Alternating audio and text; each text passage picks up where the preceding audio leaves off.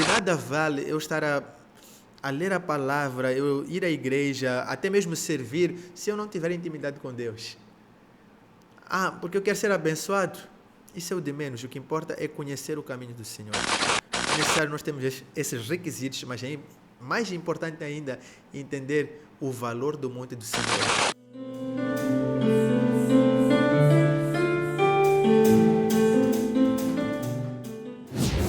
Alô, alô, alô, graça e paz do Senhor Jesus Cristo, Pastor Ricky Pinto aqui, bem-vindos a mais um vídeo aqui no canal para hoje, Alimento Espiritual. E desde já te convido, deixa o teu like, não estás inscrito ainda? Por quê? Inscreve-te, abençoa o canal dessa forma e também ativa o sininho, para quê? Para estar atento a todas as novidades do canal.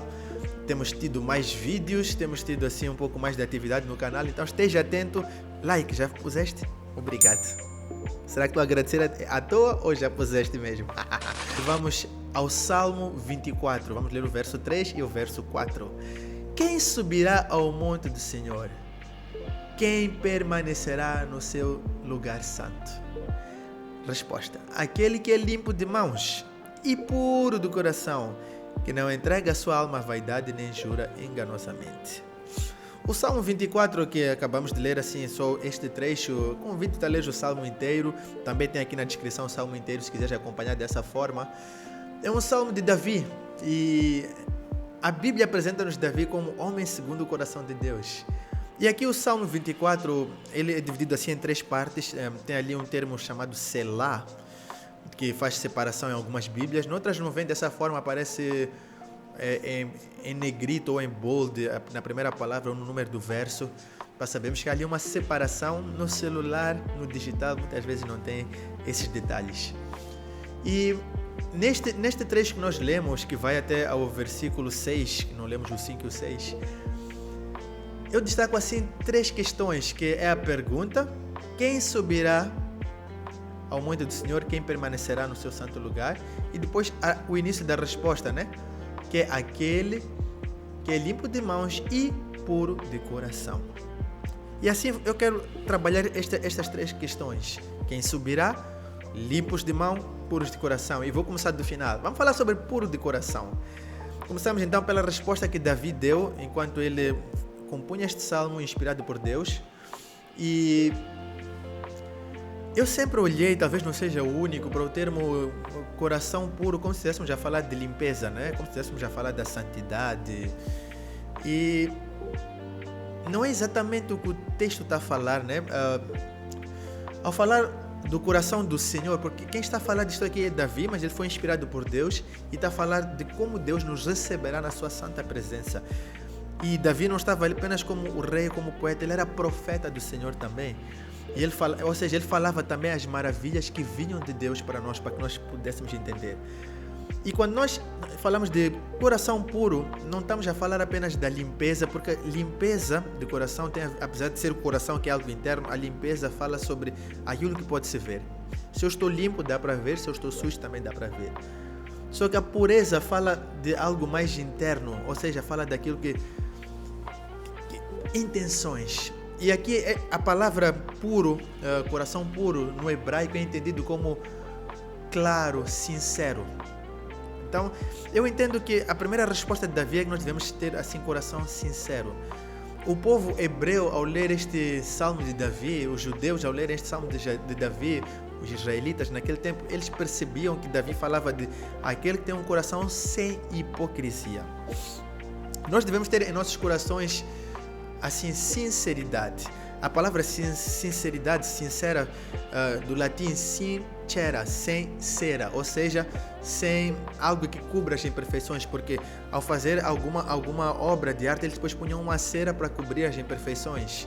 Aqui em Moçambique, nas construções, tentam pôr reboco para cobrir as imperfeições.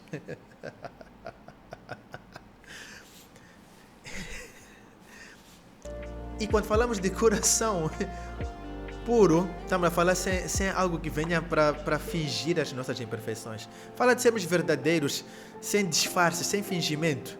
Então, quando diz assim, quem poderá subir ao monte de Sião? Quem poderá permanecer lá? Aquele que vive de forma verdadeira, sem fingimento, sem disfarces. O coração, ele fala-nos de atitudes e de intenções, né? Aquilo que está cá dentro, que não tem como vermos, como eu dizia antes. Muitas vezes nós vivemos para nos relacionar com Deus até com a lente da religiosidade. Domingo, dia de culto; sexta-feira, dia de assistir o alimento espiritual do pastor Rick Pinto; antes das refeições vamos orar, aquelas coisas todas. Isso quando nos lembramos de algumas coisas, né? Orar antes de dormir. Só que Davi, ele era tão sincero que ele abria o coração completamente para Deus. Por exemplo, Salmo 41, esperei com paciência no Senhor. 43, apressa-te, ó Deus, em me socorrer. Não é ser bipolar ou incoerente, não. Ele estava simplesmente a ser sincero diante de Deus. Será que nós temos sido sinceros diante de Deus? Como vamos conseguir chegar à sua presença sem sinceridade? Quando tentamos enganar o próprio Deus ou a nós mesmos. Deus, eu fiz isto aqui porque... Não. Assuma diante de Deus, tal e qual como tu estás, porque Deus quer corações puros, ou seja, sinceros, ou seja, sem disfarces. Outro ponto, mãos limpas. É muito bom, né, a questão das intenções. Quando falamos de coração, falamos da intenção, né? Mas, porém, contudo, todavia, entretanto, não é só sobre as intenções. Porque nós devemos também ser o quê? Ter as mãos limpas. Mãos limpas fala de algo totalmente visível. Se minhas mãos estão limpas ou sujas, todo mundo consegue ver. Ou seja, aqui fala sobre aquilo que é visível aos outros. As nossas intenções, o nosso coração, ele será aprovado se ele gerar frutos que todas as pessoas possam ver. Os frutos devem ser visíveis. Algo externo que pode ser testemunhado. Muitas vezes nós repetimos a seguinte frase, não sei, talvez fui só eu enquanto crescia, já que cresci na igreja, de que Deus só está importado com o coração, Deus só se importa com o coração. Baseado no texto mesmo da escolha de Davi, que Deus olha para o coração. Mas, porém, contudo, todavia, entretanto, entendamos que Deus também se preocupa com o exterior. Deus também se preocupa com aquilo que as pessoas podem ver. Deus também se preocupa com a nossa imagem exterior. Observemos como Jesus importa-se com o exterior, como Jesus se importa com aquilo que nós fazemos. Apocalipse 2:2, ele fala para a igreja em Éfeso, conheço as tuas obras. Em Apocalipse 2:9, para Esmirna, conheço a tua tribulação, algo visível. Para a igreja em Pérgamo, 2:13, conheço o lugar onde habitas, de novo algo visível. Tiatira, conheço as tuas obras, em 2:19. Sardes, conheço as tuas obras. Filadélfia, conheço as tuas obras. Laodiceia, conheço as tuas obras. Ou seja, para 5 das igrejas, o Senhor fala mesmo sobre conhecer as obras. E Ele fala sempre de coisas visíveis para as 7 igrejas. Para uma delas fala sobre o lugar de habitação, para outra fala das tribulações, mas para as 7 igrejas do Apocalipse, Jesus Cristo fala o quê? Sobre aquilo que é visível. E nós, o que temos feito? Mãos limpas fala de andar em santidade, que é visível, mas também fala de quê? De nós fazermos coisas visíveis para o reino de Deus. Amém? Não é só sobre ter boas intenções, mas nós devemos permitir que as boas intenções gerem em nós ações visíveis e agradáveis a Deus. Amém? Por quê? Porque o objetivo é o monte do Senhor. Vamos falar do monte do Senhor assim para corrermos para a conclusão deste alimento espiritual, que o texto diz assim, quem subirá e depois quem permanecerá. Há alguns momentos assim que se destacam, né, na Bíblia, ao longo do Antigo Testamento, e fala muito sobre a questão dos montes, né? O povo tinha essa tendência a ir para o monte, e o monte, principalmente o de Sião, ele tem esse significado do lugar da presença de Deus. E o monte é o lugar ali onde poderia-se ter intimidade. Certa vez o povo teve a chance de subir ao monte com Moisés, e o povo ali teve medo e pediu Moisés para Moisés ser a ligação entre eles e Deus.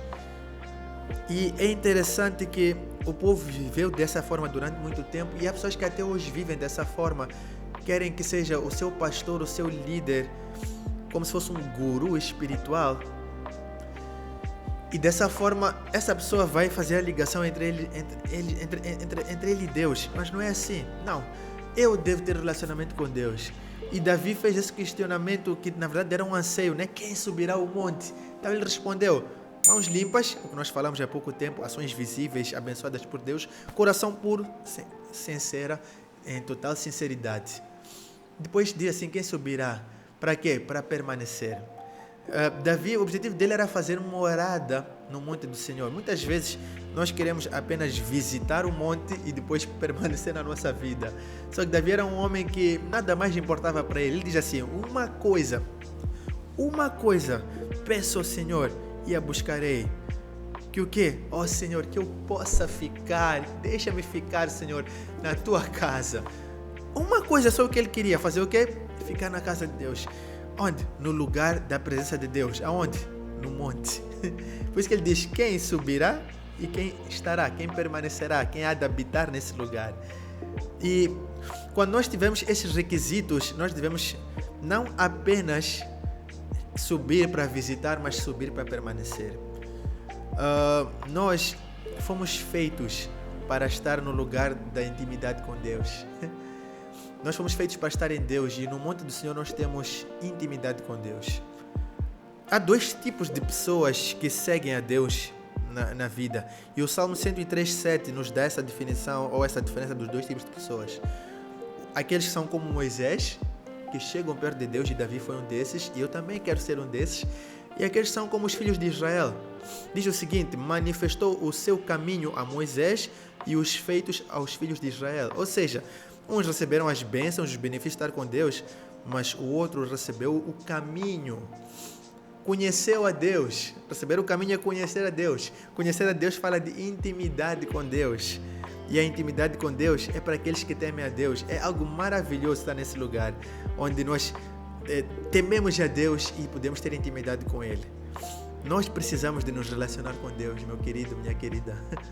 De nada vale, ainda que abençoes o canal com teu like, que eu espero que já tenhas deixado em nome de Jesus. De nada vale eu estar a ler a palavra, eu ir à igreja, até mesmo servir, se eu não tiver intimidade com Deus. Porque eu quero ser abençoado? Isso é o de menos. O que importa é conhecer o caminho do Senhor. Então, quem subirá ao monte do Senhor, quem permanecerá? É necessário nós termos esses requisitos, mas é mais importante ainda entender o valor do monte do Senhor. Não manda ninguém para um monte em teu lugar para ir ouvir a Deus. Sobe tu, em santidade, com boas obras, com boas intenções, e faz daquele lugar tua habitação ali com Deus. Habita naquele lugar. Permanece nesse lugar. Seja impactado nesse lugar. Seja impactada nesse lugar. Por quê? Porque Deus está nesse lugar. Quem subirá ao monte? Aquele que tem mãos limpas e um coração puro. O texto depois continua e diz assim: Este quem? Esse que subiu e permanece, tem que permanecer no monte, obterá a bênção do Senhor. Nós não subimos ao monte para obter a bênção, mas como subimos ao monte e teremos a bênção do Senhor. Ou seja, é uma consequência, não é porque nós vamos já atrás. As bênçãos é que nos perseguem. Por quê? Porque habitamos no monte do Senhor. E ao habitarmos nesse monte, nós temos acesso a tudo que precisamos. Conhecimento de Deus é o mais importante. Revelação, planos, profecias, bênçãos espirituais, todo o sustento que precisamos. Por quê? Porque nós nascemos para habitar no monte do Senhor. Amém? Amém? Aleluia! Glória a Deus! Deus te abençoe, fica na paz do Senhor, suba ao monte, permaneça nele e compartilhe este vídeo para que mais pessoas possam subir ao monte. Comenta!